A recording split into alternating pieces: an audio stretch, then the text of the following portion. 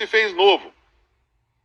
Se alguém está em Cristo, nova criação é ela. Porque ele é as primícias, ou o protótipo, de uma nova criação. Deus terminou a criação velha em Cristo na cruz. As pessoas às vezes perguntam, principalmente sabatistas, né, adventistas, mas a lei fala que a lei ia ser eterna, a lei ia ser para sempre, a lei nunca ia deixar de existir. Exatamente, a lei nunca ia deixar de existir. O que deixou de existir foi o homem no seu estado de Adão. A lei continuou, mas o que acabou foi o homem. Cristo foi o último Adão.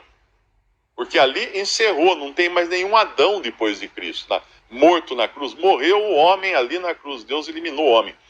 Agora, Cristo é o segundo homem, porque ele é as primícias de uma nova criação. E nós estamos nessa nova criação. E voltando lá para 1 João, capítulo 3, assim como ele é, nós o veremos. Isso é também o que fala em Hebreus, né? Que é uma situação em que nós já podemos vê-lo assim, quando fala, vemos, porém, coroado de honra e glória, aquele Jesus que por um pouco foi feito menor que os anjos. Esse é o olhar da fé agora. Nós não olhamos agora para um Cristo morto num caixão ou num sepulcro, ou andando aqui, por mais bendita que se tenha sido a sua caminhada nesse mundo. Não, nós olhamos para ele agora glorificado, à destra da majestade nas alturas. E o versículo 3 do nosso capítulo 3 de 1 João fala, qualquer que nele tem esta esperança, que esperança? Essas coisas todas que foram ditas aqui. Purifica-se a si mesmo, como também ele é puro. Eu entendo esse ter essa esperança e purificar-se a si mesmo, é como se a gente estivesse o tempo todo reenchendo o nosso tanque, né, na nossa caminhada aqui, com os olhos fixos na glória. Porque a gente está sempre sendo purificado por essa esperança, por essa certeza de que a qualquer momento nós seremos transformados à imagem do que ele é. Então, naquela hora que a gente está reclamando da vida, da saúde, do corpo, pode ser que a gente não chegue ao ponto final da reclamação. Porque num piscar de olhos nós poderemos ver a face de Cristo e olharmos para nós mesmos e ficarmos surpresos por estarmos então num corpo semelhante a ele, moral e fisicamente.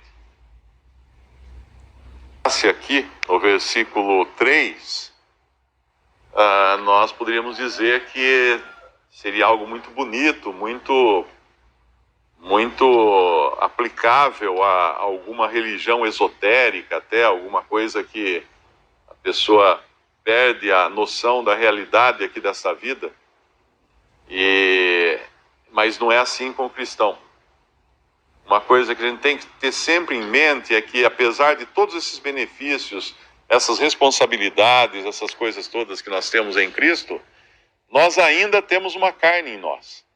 Nós ainda temos a velha natureza em nós. E por isso que ele vai tratar agora de um problema grave, que é o pecado. Qualquer que comete pecado também comete iniquidade. Porque o pecado é iniquidade. Isso aqui, esse versículo é difícil de traduzir. O Darby traduz de outra maneira. Ele coloca mais ou menos que pecado é a ausência do princípio de lei. O que significa isso? Pecado é não ter alguém no comando. Quando tem alguém no comando, o barco não está à deriva, não está solto, não vai para o lado que ele quer, para o lado que o vento leva ou as ondas levam. Tem alguém no comando. Se o barco não tem ninguém no comando, nós poderíamos fazer um paralelo aqui, aquele barco está pecando.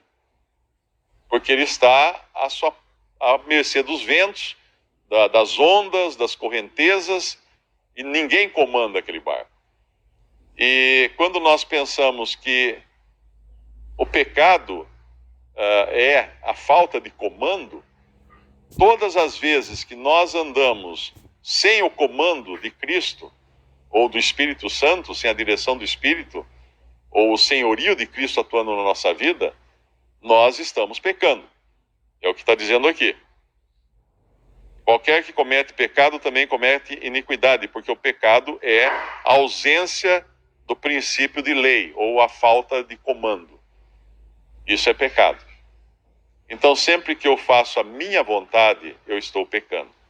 Alguém pode falar assim, mas eu fiquei com sede, quero tomar um copo d'água. Isso não é... Bom, isso são necessidades naturais do ser humano, não é? Eu não peco por tomar um copo d'água. Mas outras coisas que eu faça que são visivelmente contrárias à vontade de Deus, tomei a decisão de fazer sem a direção de Deus, sem a direção do Espírito Santo, estou pecando. E aí ele vai voltar àquela posição que nós temos, que é estarmos em Cristo, que é no versículo 6, qualquer que permanece nele não peca. Ninguém vos engane, quem pratica justiça é justo, assim como ele é justo. Quem comete pecado é do diabo, porque o diabo peca desde o princípio. Para isto, o Filho de Deus se manifestou, para desfazer as obras do diabo. Qualquer que é nascido de Deus não comete pecado, porque a sua semente permanece nele e não pode pecar, porque é nascido de Deus. Nisto são manifestos os filhos de Deus e os filhos do diabo. Qualquer que não pratica justiça e não ama seu irmão, não é de Deus.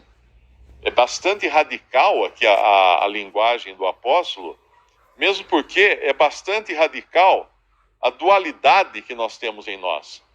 Uma nova vida nascida de Deus que não peca, absolutamente não peca.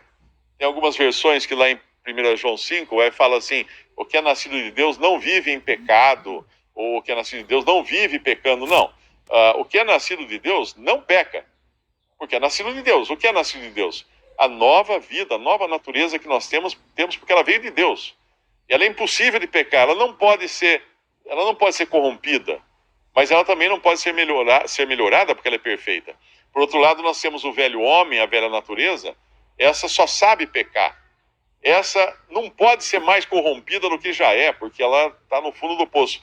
E também não pode ser melhorada de jeito nenhum. A religião tenta melhorar a velha natureza, passar um verniz no homem, no ser humano, no seu estado natural, no Adão, para ele parecer bonitinho por fora, mas vira um sepulcro caiado por dentro. Sempre que nós invernizamos a nossa vida para esconder os nossos pecados, os nossos defeitos, nós estamos fazendo o que os fariseus faziam. O Senhor Jesus falava sepulcros caiados, que eram cheios de sujeira por dentro, né, de podridão, por fora eram bonitinhos, bem pintados. Por isso que essa questão que ele traz agora é importante, porque no versículo 5 ele vai falar um princípio que é da pessoa de Cristo. Nele não há pecado. No versículo 5, final do versículo. Nele, no Senhor Jesus, não há pecado. Lá em 1 Pedro, Pedro disse que ele não cometeu pecado. E em 2 Coríntios 5 diz que ele não conheceu o pecado. E ele veio aqui sem pecado. Ou seja, Cristo é absolutamente impecável. É absolutamente avesso ao pecado, repelente do pecado, impermeável ao pecado, não pecou, não podia pecar, jamais pecaria em qualquer circunstância que fosse. Outro dia eu recebi um e-mail de uma pessoa e falou assim, mas se ele não pudesse pecar, então ele não poderia se compadecer de nós, não poderia ser tão humano quanto nós, tal. Eu nem fui muito profundamente na resposta, porque eu achei que uma resposta rápida faria mais efeito. Eu perguntei, então, vamos supor que ele pecasse. Como você resolveria, então, essa equação? Cristo, que é Deus, pecou. E agora? Como sai dessa? Resolve o problema, né? Porque é muito fácil falar assim, não, ele poderia pecar. Tá bom, então, suponha que pecasse. Como você resolveria uma equação na qual Deus pecou? Como Deus poderia pecar? Isso não funciona, não tem como. É impossível pensar. E esse é realmente o Senhor que nós temos, né? E uma das doutrinas básicas da cristandade é entender que Cristo era sem pecado, não pecou, não havia pecado nele, nem poderia pecar. Por isso que no versículo 28,